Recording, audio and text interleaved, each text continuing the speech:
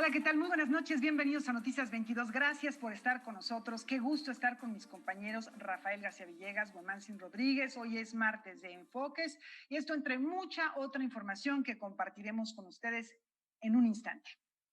¿Qué tal, Laura, amigos del auditorio? Como siempre, un placer saludarlos. Hola, Laura Regis, también en la traducción de lenguas de señas mexicana. Y como bien refieres, mi querida Laura, un programa muy variado, muy rico, y los invitamos a que nos acompañen la próxima hora. ¿Y con qué arrancamos, Guaman? ¿Cómo estás? Buenos días allá.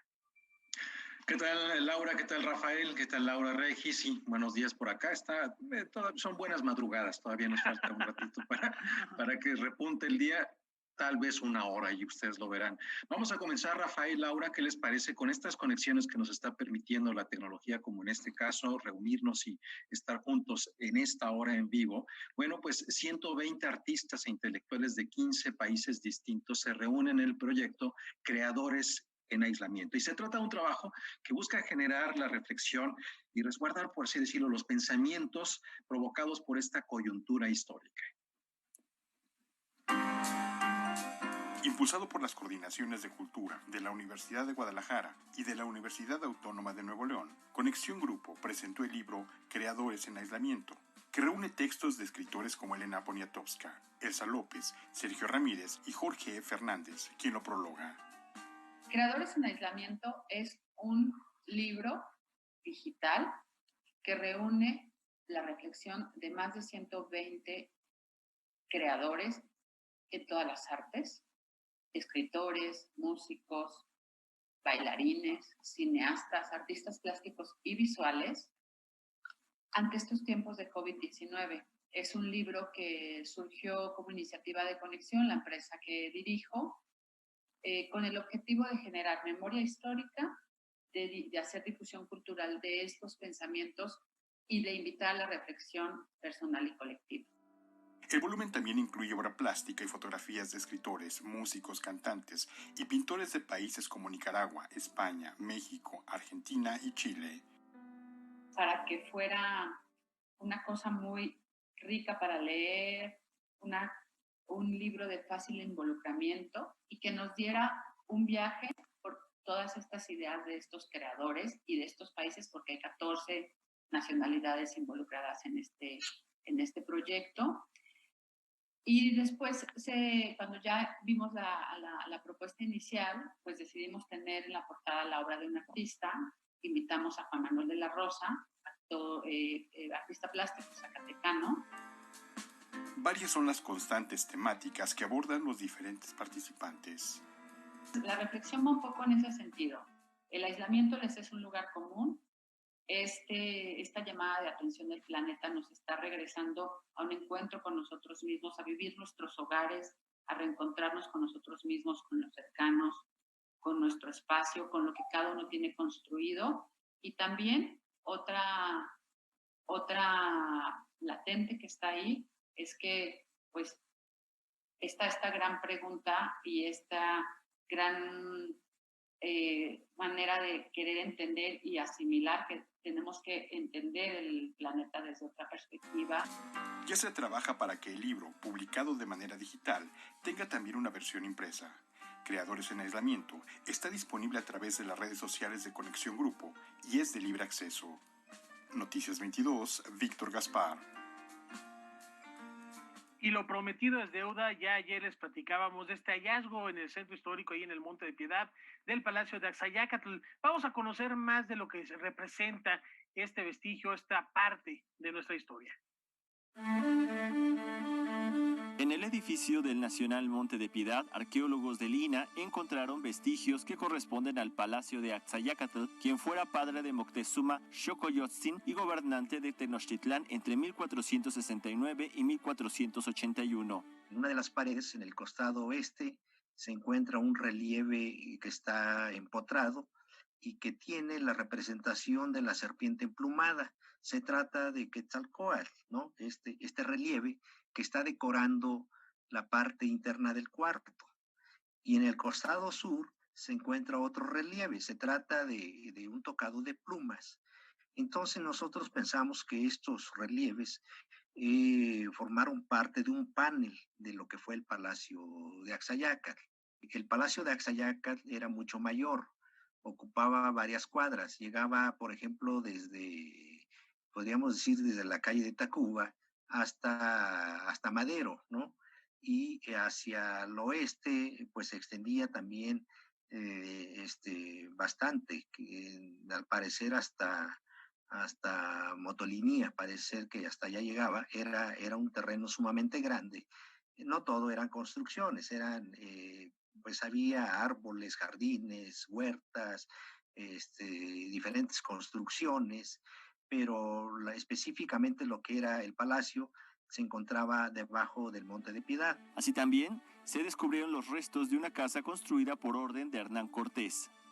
Hicimos 12 pozos de sondeo en la zona del patio principal del edificio histórico, y en estos pozos encontramos, entre los diversos materiales, llegamos a detectar los restos de columnas, de basas, ¿no? De columnas que formaban parte de un pórtico y que delimitan un patio por sus 4 lados, y estos restos formaron parte de una casa que perteneció a Hernán Cortés.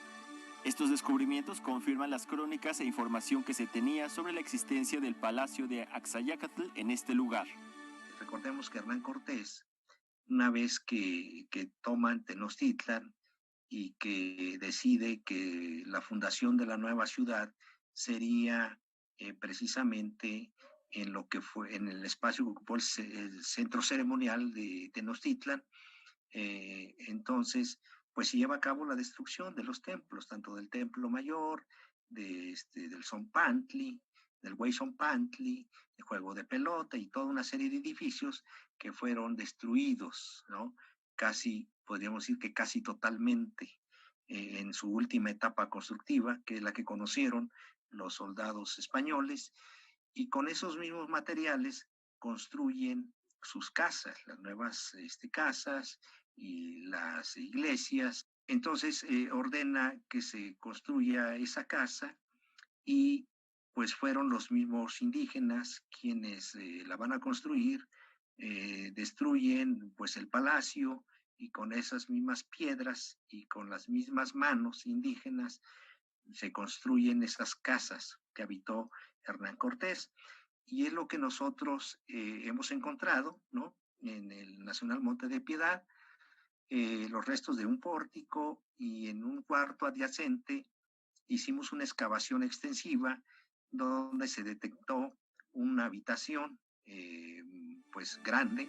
Aún no se sabe si en un futuro este descubrimiento podría ser abierto al público. Por lo pronto, seguirán las investigaciones. Noticias 22, Alberto Aranda. Bueno, hallazgos fabulosos que nos transportan y nos permiten conocer lo que ocurría en otros tiempos. Esperamos que próximamente, cuando sea posible hacer visitas físicamente, tengamos la oportunidad, todos los ciudadanos, de poder disfrutar de esta historia que está detrás de cada uno de los hallazgos. Y les comentamos que, bueno, hemos platicado mucho acerca de apoyos a creadores. Justamente ahora el secretario de Cultura de la Ciudad de México, Alfonso Suárez del Real, nos habla sobre apoyos que van a recibir los talleristas, los promotores culturales y los colectivos comunitarios ante la situación complicada, difícil que se está viviendo actualmente por parte de este sector. La palabra molcajete proviene del náhuatl mocashi.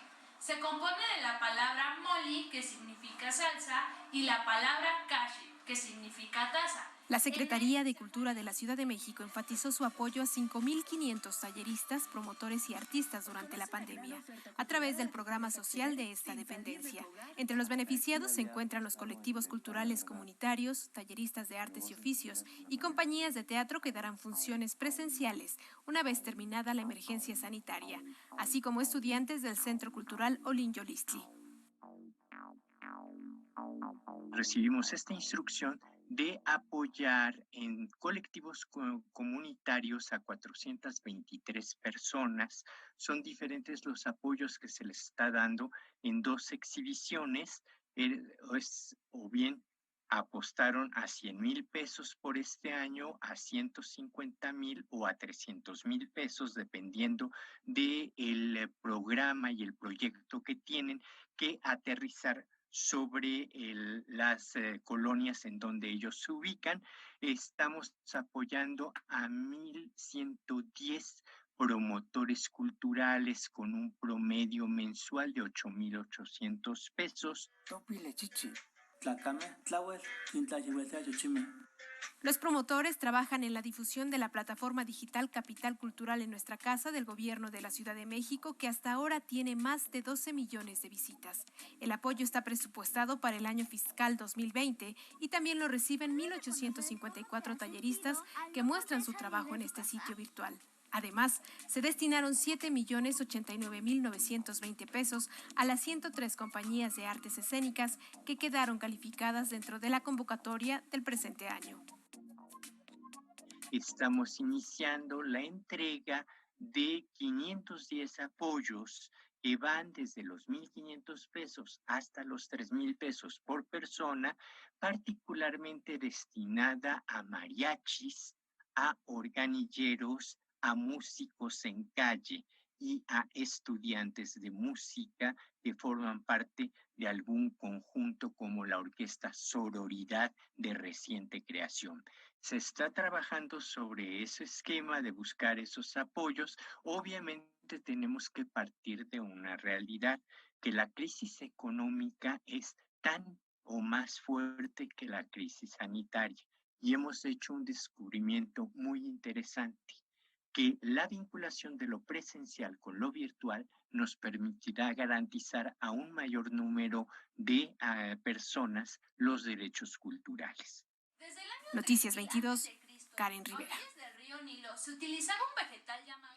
Bien, es momento de hacer una pausa, pero antes de ello queremos compartirles que la Secretaría de Cultura y el Instituto Nacional de Bellas Artes y Literatura han anunciado al ganador del Premio Bellas Artes de Ensayo.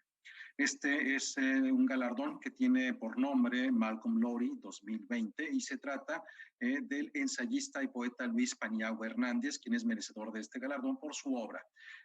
Claro rastro del mundo oscurecido, así es como se titula esta obra, y de acuerdo con el acta de deliberación del jurado, se trata de un ensayo que constituye el acercamiento creativo y original de la vida y las letras de la escritora uruguaya Ida Vitale. Bueno, pues felicitaciones a Paniagua Hernández por este reconocimiento. Hacemos una pausa, tenemos más a volver.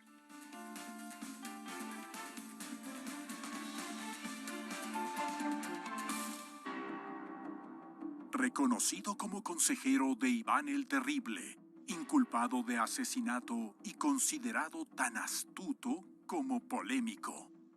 Не убивал я твою сына Марфа, не убивал! Богом клянусь, не убивал! И сейчас помощи я тебя прошу не ради себя. Ежели вор не остановить, великое бедствие на всю страну ляжет, голод шуткой покажется. Помоги! Godunov, una serie basada en la obra de Alexander Pushkin. Episodios de estreno, domingos 21 horas, por Canal 22. La cultura se ve en todas partes. Las enfermeras, doctores y personal de salud se han convertido en verdaderos héroes, que ante la contingencia nos están dando todo y lo seguirán haciendo. Hoy arriesgan su vida para salvar la de otros. Luchan en primera fila contra un enemigo invisible que nos ataca día a día. Hoy, ellos son los protagonistas, a quienes les agradecemos que su prioridad sea nuestro bienestar. Reconocemos su coraje, entrega y vocación. Gracias por compartirnos su valor y esperanza ante la adversidad. A todos ustedes, nuestro respeto y admiración. Partido Verde, por un México unido. Él es escritor, guionista, productor, director y flamante ganador del premio Alfaguara de novela 2020. Guillermo Arriaga. Se canceló la gira, tenía que ir a España a recibir el premio. Para mí escribir es como meterme en un bosque sin idea de dónde voy. Vamos a presentar la música de Spanglish. Me Canso Ganso, la única revista cultural catódica, apoteósica y romántica de la televisión. Jueves 21 a 30 horas.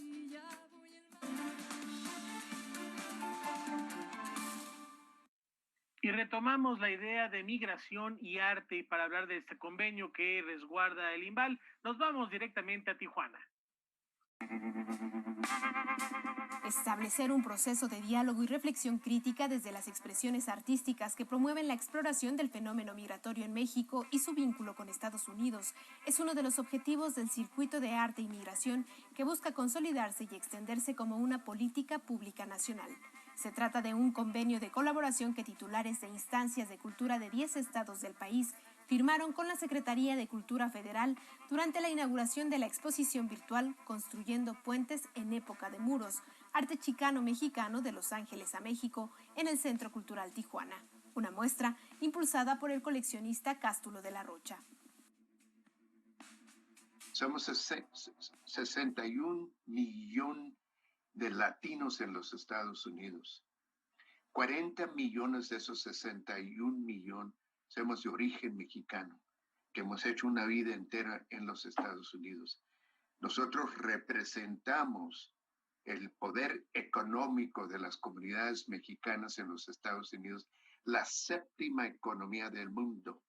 El arte, la historia que cuenta el arte, esos pintores de 1960, de 1970, 80, y lo que vemos hoy en los Estados Unidos, el racismo que vemos nosotros en los Estados Unidos, en 50 años no ha cambiado, es el mismo racismo que nosotros, los activistas y esos pintores que yo he coleccionado a través del año, en sus pintores nos encuentran esas historias. Para nosotros es una forma de poder buscar la conversación, entendimiento entre nuestras comunidades.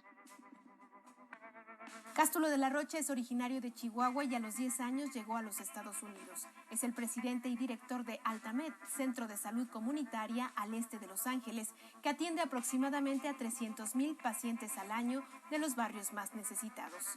Para el activista, este circuito de arte y migración es una oportunidad para crear vínculos entre los habitantes de México, Estados Unidos y otros países. El mexicano en México no nos entiende a nosotros los mexicanos en los Estados Unidos. Y francamente, no estoy seguro que yo entiendo totalmente la mentalidad, la cultura mexicana en total. Lo importante es que en el futuro buscamos una forma de relacionarnos, de seguir esa conversación y poder ayudarnos uno al otro. Y espero que no sea la última vez que se busque formas de traer el arte chicano-mexicano, no nomás de Los Ángeles, pero la ciudad de Chicago, de Nueva York, de San Antonio, Texas, de Houston. Hay tantas ciudades donde la mayor parte de las poblaciones son de origen mexicano. Nosotros, parte de lo que hemos integrado en nuestros centros comunitarios es el arte. Porque el arte sana, el arte es una forma de expresar nuestra historia y lo que nos pertenece a nosotros como mexicanos. La exposición Construyendo Puentes en Época de Muros, arte chicano-mexicano de Los Ángeles a México, puede visitarse en la página oficial del CECUT. Noticias 22, Karen Rivera.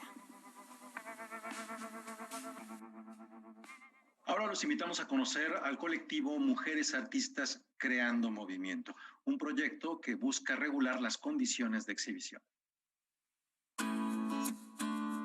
En 2016, 7 creadoras oaxaqueñas de generaciones distintas decidieron unir sus conocimientos en el colectivo Mujeres Artistas Creando Movimiento y generar juntas mejores oportunidades dentro y fuera de su estado, a través de sus propios lenguajes creativos. En un ambiente en el que aún predomina la presencia masculina, las artistas buscan generar las condiciones para exhibir sus obras con dignidad y equidad de género. Las instituciones empiezan a creer en esta parte del arte femenino, ¿no? Que no solamente es, o a veces se retoma, ¿no?, como un pasatiempo, sino que realmente es una profesión con una propuesta. Y pues vemos que realmente somos muchas las mujeres que estamos tratando de ocupar un puesto en el mercado con una producción con bastante calidad. Es una competencia para legitimar tu trabajo, ¿no? Para que acepten tu trabajo, para que lo valoren como una obra de mujer, ¿no? creo que en Oaxaca hay muchos artistas, varones, que están compitiendo por un mercado, ¿no? Como nosotras también queremos entrar dentro del mercado, porque queremos vivir de nuestro trabajo. Adriana Audrifet, Claudia Daus, Hilda Jenis, Lilian Alanís, Luna Ortiz, Nelly Cruz y Rocío Figueroa impulsan el quehacer artístico a través de la sororidad y con el objetivo de empoderar a la mujer. Trabajando tanto con el colectivo como en tu propio proceso creativo, pues vas buscando nuevas formas, ¿no? Nuevas formas de crear y de expresarte como mujer, ¿no? Van surgiendo nuevos temas, van surgiendo nuevos elementos que te permiten construir tu propio trabajo a partir de lo que significa para ti ser mujer, ¿no? Para conocer más sobre el colectivo MACMO, visita su sitio web. Creo que la esencia de Oaxaca, pues somos las mujeres, ¿no? En todas las comunidades yo creo que es así. Y qué mejor que alzar la voz a partir del arte y hacer presencia, ¿no? Como una parte de revolución ante las circunstancias, ¿no? Que nos permitan ser visibles. Noticias 22, Omar Vera. Ahí escuchamos este neologismo, sororidad, que es la solidaridad, la empatía entre mujeres apoyándose para difundir su trabajo. Y bueno, una felicitación queremos enviar a Michelle Franco porque va a recibir el premio honorario Corazón de Sarajevo en la 26ª edición del Festival Internacional de Cine de la capital Bosnia, que se va a celebrar del 14 al 21 de agosto. Ya veremos en qué modalidad, y según han apuntado quienes otorgan este reconocimiento, se realiza por la extraordinaria contribución al arte cinematográfico de un cineasta independiente tan destacado como Michelle Franco, por su lenguaje artístico impresionante y reconocible. Bueno, pues sí, un gran artista, creador de Chronic, de Después de Lucía, de Daniel y Ana, gran triunfador en festivales de San Sebastián, de Estocolmo, de La Habana, en fin, aquí en México, en Cannes, por supuesto. Así que bueno, pues un abrazo muy importante, Rafa. ¿Cómo ves este reconocimiento? No, fascinante, y por supuesto nos sumamos a la felicitación, a sus parabienes, y seguramente esto es nada más parte de la cosecha de éxitos que seguirá teniendo Franco en esta importante, ya muy importante carrera, y digo ya porque él es muy joven y todavía tiene mucho, mucho que dar. Y a propósito de cine, les queremos hacer una invitación el día de mañana para acompañarnos al recorrido virtual por la exposición María de Todos, una muestra que da cuenta de la vida y obra de María Félix La Doña. Esto es en el Centro Cultural y Cinematográfico del Consulado General de México en Los Ángeles, gracias al apoyo de Canal 22 Internacional y Mundo Maya Foundation, con la colaboración de la Cineteca Nacional. Mañana, reitero, es miércoles 15 de julio a las 5 de la tarde, hora del Pacífico, 7 de la noche, hora del Centro, vía Facebook Live de Canal 22, @Canal 22 México Internacional, ahí lo están viendo en su pantalla, y acompáñenos a hacer este recorrido con fotografías que dan cuenta de la trayectoria de esta gran diva del séptimo arte nacional, y mañana les tendremos en este mismo espacio los pormenores de la misma. Vamos a una pausa, hay mucho más aquí en Noticias 22.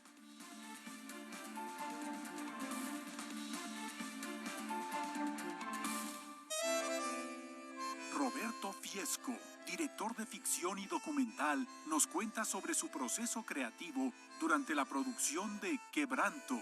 La historia de una madre y su hija, pues, ¿no? O sea, su hijo, hija, como queramos decir. En pantalla están esas cosas que tanto te duelen o que tanto te preocupan. Hoy para mí. Roberto Fiesco, Documenta 22, martes 22 horas. Televidentes, televidentas y televidentos, esta semana en Algarabía TV vamos a hablar del lenguaje incluyente. Inclusive se les dijo que tenían que hablar de eso, ¿verdad? Se te dijo, se te volvió a decir, se te repitió inclusive, y aún así hiciste lo que quisiste. Quédense y véanlo. Esta semana. Miércoles, 17:30 horas. Contaremos la historia de varios artistas con corazones rotos y sabremos si el arte les sirvió o no de consuelo. E quando muore l'amore dentro di te che diventa problematico, allora è tragico, è chiaro che l'unica soluzione è di solito suicidarsi. Desamor, Nuevo capítulo. Ramón Jenner presenta Esto es Arte. Sábado, 21 horas. Durante el distanciamiento físico a causa del COVID-19, la violencia familiar se ha incrementado en todo el mundo. En México, las mujeres y niñas estamos en peligro en donde deberíamos de estar a salvo. Todas tenemos el derecho de quedarnos seguras en casa, igual que en las calles. Aunque estés en casa, no estás sola. Si sientes que tu seguridad o la de tus hijas o hijos está en riesgo, habla con una amiga o vecina, acuerden un código de alerta, prepara una mochila de emergencia, llama al 911.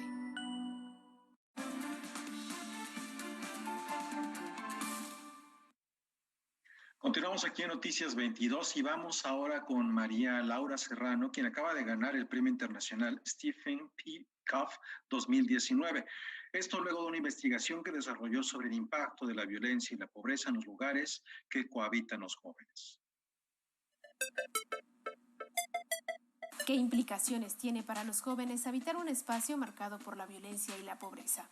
Esta pregunta fue el punto de partida de la doctora en antropología María Laura Serrano para realizar la tesis Procesos de socialización de jóvenes que habitan enclaves de pobreza urbana, investigación que la hizo merecedora al Premio Internacional Stephen P. Cove que otorga el Consorcio Internacional para la Investigación Comparada sobre Integración Regional y Cohesión Social.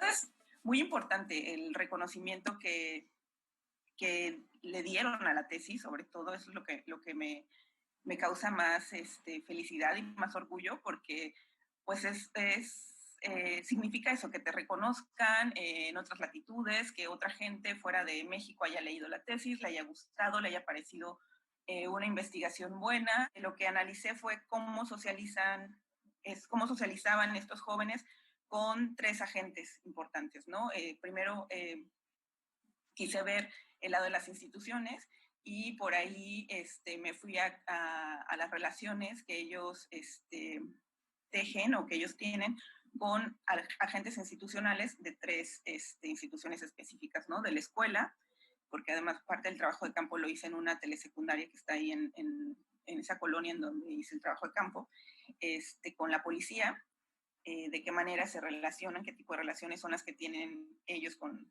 los agentes de la seguridad, ¿no? Los policías, y con los partidos políticos.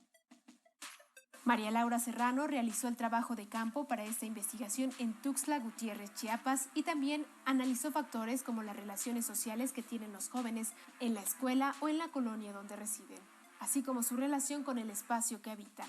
La tesis, que representó al Centro de Investigaciones y Estudios Superiores en Antropología Social CIESAS y a México en esta convocatoria, centró su atención en las emociones que pueden generar los jóvenes a partir del sitio donde viven. Les va generando como ciertos estigmas o va reforzando los estigmas que se tienen hacia ellos, ¿no? O sea, que son delincuentes o que son malandros, les dicen incluso ellos, como que se representan a sí mismos como los feos, los pobres, los que nadie quiere, ¿no? Por vivir en donde viven, ¿no? Entonces, como estas características del espacio habitado de la colonia, que ellos reconocen como las cualidades de su colonia, que es la colonia fea, la colonia pobre, la colonia violenta, la trasladan también a la representación de sí mismos. Pues sí es un privilegio haber ganado y porque es una tesis que aunque hable de Chiapas, de Tuxtla, de una colonia muy específica, me parece que son hallazgos que se pueden encontrar en muchísimas otras colonias y otros puntos del país e incluso de Latinoamérica. Noticias 22, Karen Rivera. Ahora cruzamos el Atlántico porque con 3 videoclips desde la región francesa de Bretaña, el artista visual Jorge Carrasco comparte su experiencia en el terreno de la pintura. Vamos a verlo. Con la intención de compartir con el público el proceso creativo de su labor artística, el pintor y miembro del Salón de la Plástica Mexicana, Julio Carrasco, presenta desde su taller en Bretaña, Francia, una serie de 3 videoclips en los que de forma sencilla y amena habla sobre procesos, técnicas y materiales en la pintura mural y de caballete. Y la idea es mostrar nuestro trabajo. Yo quería mostrar un poco lo que yo hago, pero de una manera diferente, incluso desde la perspectiva de fabricar las herramientas para ello desde la perspectiva de hablar un poco de manera sutil sobre el conocimiento artístico, lo que representa un mural, lo que representa un cuadro de Caballete, las maneras de concebirlo, y que la gente se adentrara en la intimidad de mi trabajo y de mi estudio, y que me rodeara gracias a la tecnología en todos los objetos y las cosas que tiene un artista. De hecho, yo en la obra de Caballete tengo una capacidad antropocéntrica. Originario de la Ciudad de México, a lo largo de casi 50 años, Julio Carrasco ha realizado más de 70 murales en América y Europa y ha participado en 70 exposiciones individuales y 220 colectivas en 20 países. Sus pinturas tienen una influencia surrealista que puede ser apreciada en el uso de elementos figurativos, geométricos y abstractos. Si es fiel a una dimensión natural o a una dimensión de un proyecto. A través de los videoclips, el artista, quien ha mostrado una conciencia social en su obra, también busca aportar al alivio del confinamiento por el que pasa el mundo. De ver, por ejemplo, un objeto. Pensé como artista en que era importante contribuir con un trabajo, no para entretener absurdamente a la gente confinada, sino para enriquecerlos en un sentido emocional, en un sentido espiritual, en un sentido cultural. Y todo artista, aparte de esa necesidad de crear, tenemos una necesidad de compartir y de alguna manera llenar esos espacios, porque no todo el mundo ha reaccionado con el fenómeno de confinamiento de la misma manera. Hay gente claustrofóbica, hay gente que se ha angustiado, hay gente que ha perdido su trabajo. La serie se puede ver en la plataforma Contigo en la Distancia y en las redes sociales del Salón de la Plástica Mexicana. Noticias 22, Omar Vera. Y ahora exploremos la identidad con el libro La tinta en su piel. En momentos especiales de su vida emergen tatuajes en el cuerpo de Mara, una joven que viaja a Ámsterdam y a Bruselas para conocer el origen de su familia y descubrir el significado de esas marcas. Es una historia que trata sobre el descubrimiento de la identidad que la escritora y psicoterapeuta Ana Goffin narra en el libro La tinta en su piel. La historia tiene dos protagonistas principales, Mara y Yusuf. Mara es una chica que cuando muere su padre, cuando ella tenía 8 años, al otro día amanece con unas mariposas tatuadas en la espalda. Y a partir de ahí, cada vez que ella siente intensamente, empieza a tatuarse en la piel todo lo que va viviendo y sintiendo. Y después su vida se cruza con un turco que tiene un espejo en el pecho. Los personajes están buscando saber quién son, aceptarse como son. La aceptación de uno mismo es un tema central del libro. Ella no quiere tener tatuajes, Mara, y siempre está luchando porque no se le vean, porque no la vean como es. Y también nosotros tratamos de tapar quién somos y nos ponemos máscaras para jugar a ser quién no somos. Y esto pasa con los dos personajes. También en el personaje masculino, él a través del éxito, de esa imagen dura y de fortaleza, está escondiendo un alma quebrada, pero que el mundo, siendo hombre, castiga al hombre que muestra su vulnerabilidad. Hay una frase en el libro, a ver, todos estamos heridos. Y si vamos con la herida abierta, vamos a ser personas que viven lastimando a los demás. Habla de identidad, de duelo, lealtades familiares. Tiene su parte de romance, de erotismo, de amor, de aventura, de misterio, y tiene una parte de ficción a través de una maldición de la tinta que aparece dentro del libro. Los invito a todos a leerlo. Creo que van a pasar un muy buen momento. Noticias 22, Óscar Cortés. Bueno, es momento de hacer una pausa. Quédese aquí en la señal de Canal 22. Al regresar va a haber una gran entrevista aquí con Laura Barrera, así que no se lo pierdan.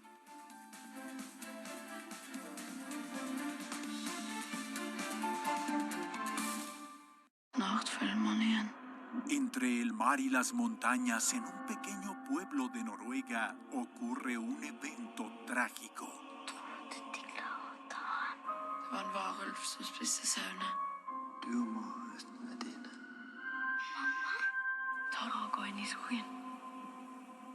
En el Valle de las Sombras, Cinema 22 Cine de Autor. Estreno, martes 22:30 horas.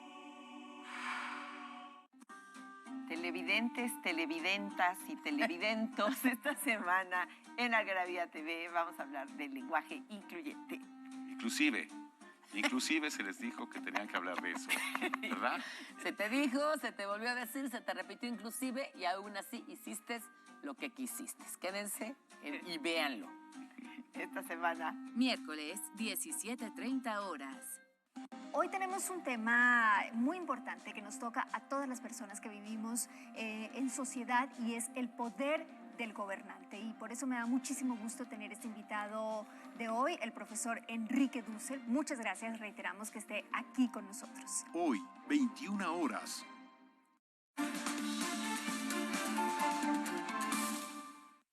De manteles largos, nuestra sección de enfoques esta noche con una primerísima actriz que igual la vemos en el teatro, en el cine, en la televisión, un referente indiscutible de la cultura y por supuesto del histrionismo en nuestro país. Y vamos a ir con Laura Barrera para que nos devele la identidad de este personaje.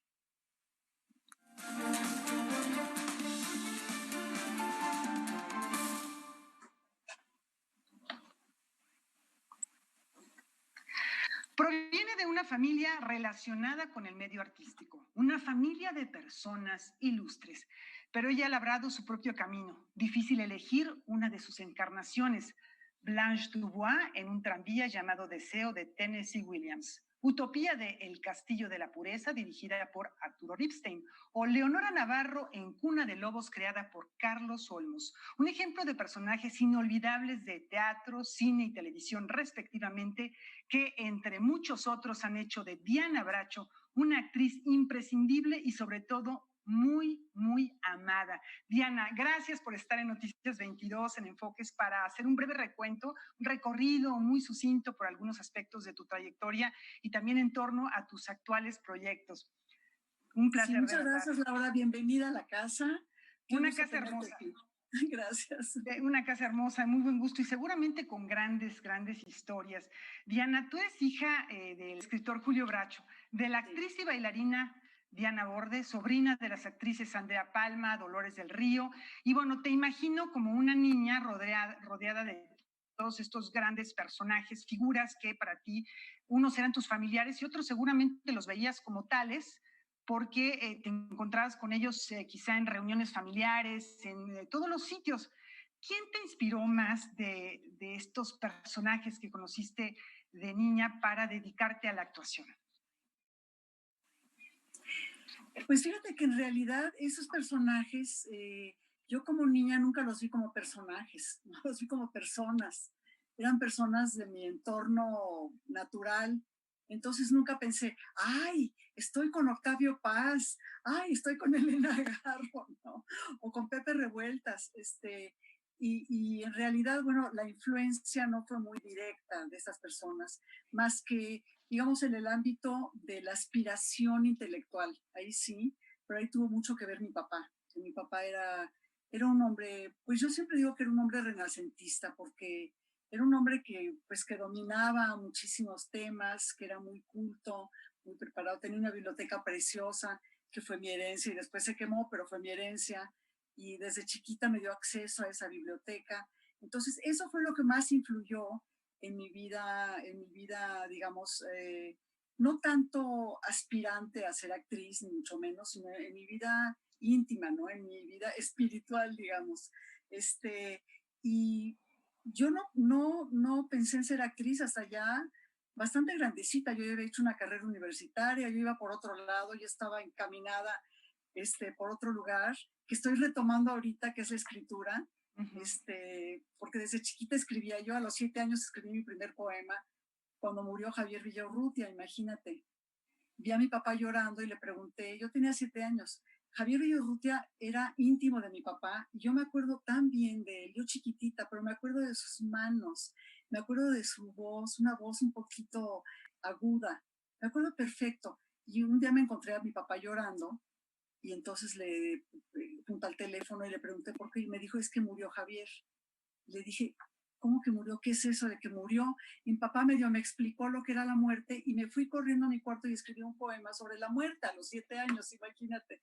Entonces yo estaba encaminada en esa dirección literaria porque la literatura me fascina, incluso en mi trabajo como actriz está muy presente la literatura y el lenguaje, ¿no? Entonces, pero yo no tenía ninguna aspiración a ser actriz hasta ya bastante grandecita, ¿no? Que por casualidades del destino decidí tomar unas clases de actuación pensando, no, nada más es como una diversión, un divertimento, pero no es cierto. En la primera clase de actuación con José Luis Ibáñez yo dije, no, de aquí soy, o sea, ¿qué espero? ¿No? Y ahí ya arrancó mi carrera como actriz, pero ya cuando hice El Castillo de la Pureza, que fue mi primer trabajo como actriz, fue en cine, no fue en teatro como suele ser con los actores, ¿no? Que muchos empiezan en teatro y luego pasan al cine. Yo empecé en cine, hice mucho cine antes de hacer teatro. Entonces con Arturo Ripstein, El Castillo de la Pureza, era un personaje que tenía 16 años. Yo tenía 27. Pero bueno, pues me veía muy chiquita y di perfecto el tipo físico que quería Arturo y allí arranqué como actriz. Pero en realidad mi vocación como actriz fue bastante tardía, porque mi papá no es que la bloqueara, pero nunca me alentó por ahí. Me alentaba mucho más por la vida intelectual, la literatura, la filosofía, ya sabes, ¿no? Tenía pavor de que yo fuera actriz, yo creo. Siendo director de cine, ¿verdad? Bueno, pues así es la cosa. Claro. Y sin embargo, llegas por la puerta grande, tienes los mayores reconocimientos justo con esta película que acabas de mencionar. El ser reconocida en este primer trabajo ya en forma que tienes en el cine, ¿fue positivo para tu trayectoria? ¿Cómo lo viste, Diana?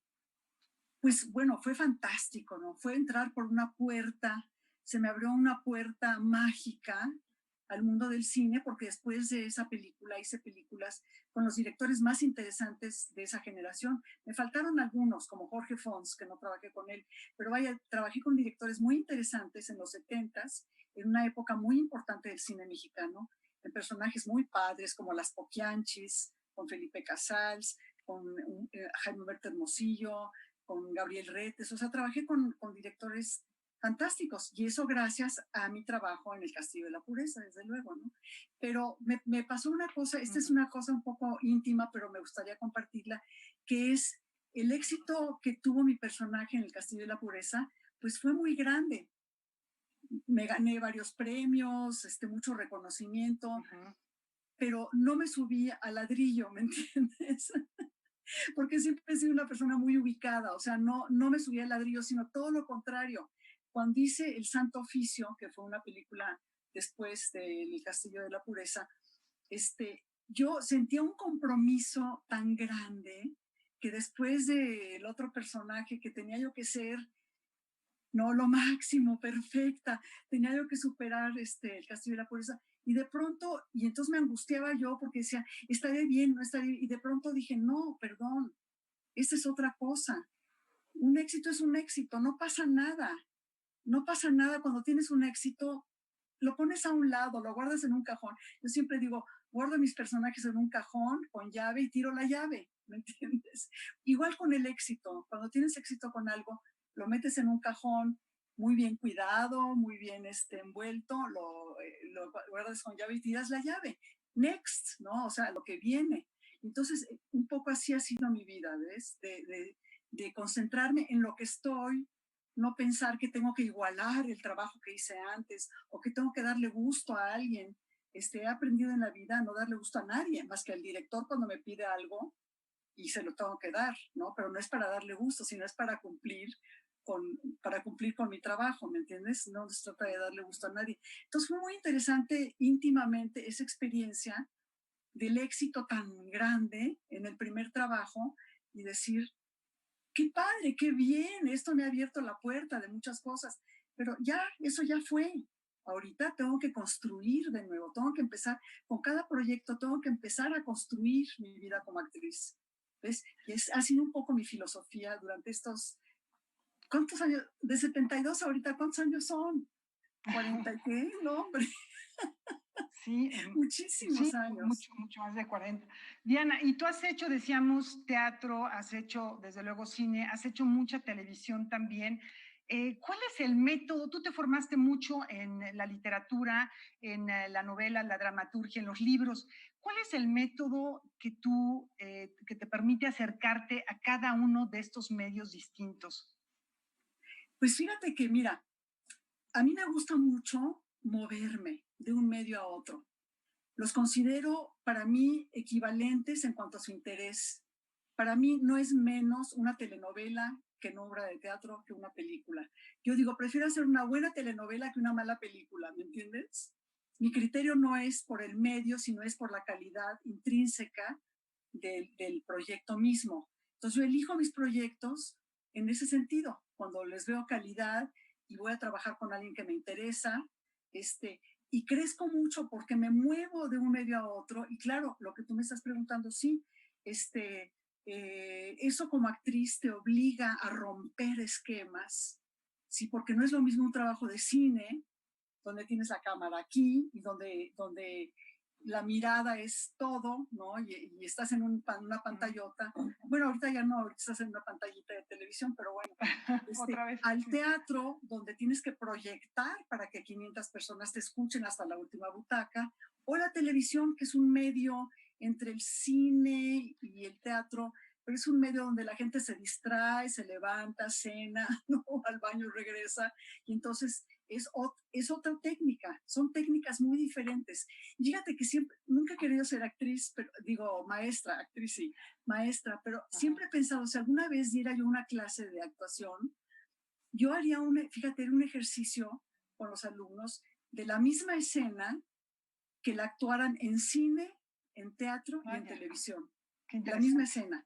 ¿Cómo trabajas ese personaje técnicamente, digamos, ¿no? Ahora, emotivamente, pues es igual. Emotivamente tú entras en el personaje y estés donde estés, frente a una cámara o en un escenario, ese personaje tiene que vivir al 100%, ¿no?